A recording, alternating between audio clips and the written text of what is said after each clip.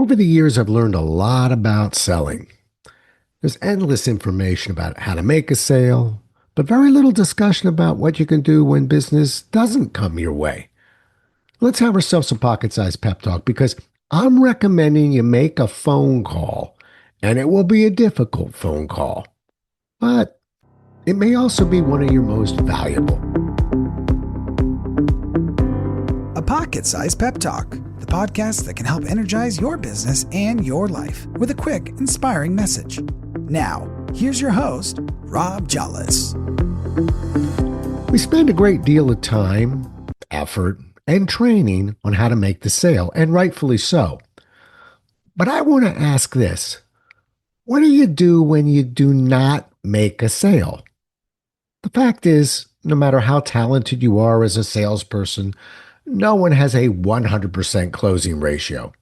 Assuming you've done all you can do, whether it's over the phone, face-to-face, FaceTime, Skype, or in a letter, what happens after the rejection? Well, I have a recommendation, but you're not necessarily going to like it yet. I'd recommend one last call. This call is in no way designed to prod, plead, or convince the customer to give you one more chance. The customer is going to be wary of any potential sales tricks, so be ready to clarify the reason for your call immediately. And I recommend making this call because it'll give you a chance to thank the customer for the opportunity to work for their business. And that call might sound something like this. Thank you for taking my call. I can appreciate the fact that you've chosen to work with another company moving forward, and I can assure you, I'm not calling today to revisit that decision. That's a fine company. I hear good things from those who work with them. With your permission, I'd like to follow up in 6 months to see how you're doing. As for me, I plan on being in the business for a long time to come, and as such, I want to keep getting better at what I do for my customers. May I ask, what could I have done better to earn your business? Please don't be fooled into believing that a letter accomplishes what this phone call accomplishes. It does not. Everyone sends an informal note to the customer, but rarely does this customer get this kind of phone call that I've been describing. It takes courage and will earn your respect from your customer. Making this phone call will help you in 3 different ways. 1, this call gives you a head start for the next time you call on this same customer. By establishing a follow-up time, you've essentially defeated your most difficult nemesis, the phone screener, whose job is to keep salespeople away from the decision makers. You're well within your rights to let the screener know that this customer is expecting your call. 2, this call helps you personally. Rejection is the silent killer of many salespeople.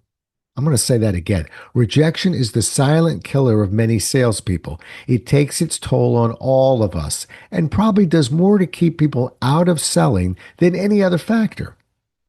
Most salespeople are competitive in nature, and no matter how long you work in the selling business, that rejection still hurts. When you ask a customer what you might have done differently to earn their business, the response is always surprising to me. It's usually the following 3 words. It wasn't you. And many salespeople who tell you that it doesn't matter to them, don't believe them. It's a blow to the salesperson's ego to lose, and it hurts. It's surprising how good it feels to hear that it was nothing you did personally. And 3, this call helps to improve the process you may be following. Was it a misunderstanding that kept you from being successful? Was it price? Most likely the customer never understood the true value of your solution, or he or she felt no sense of urgency. Remember, this is not the time to fix it. No matter what you hear, learn from it and try and avoid making that same mistake again. Picking up the phone and calling the customer after you've lost a sale can be one of the most difficult calls you're ever going to make.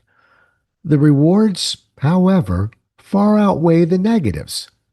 The feedback you can receive from your customer will be far better than any advice a sales trainer can offer. This newfound respect from your customer and the feedback you receive can't be gained by simply writing a letter. It certainly can't be gained by sending an email. When you do pick up the phone and make this call, be aware of one last thing. Make sure you listen. Thanks so much for listening. If you enjoyed today's show, please rate and recommend it on iTunes, Outcast, or wherever you get your podcasts. You can also get more information on this show and Rob at jollis.com.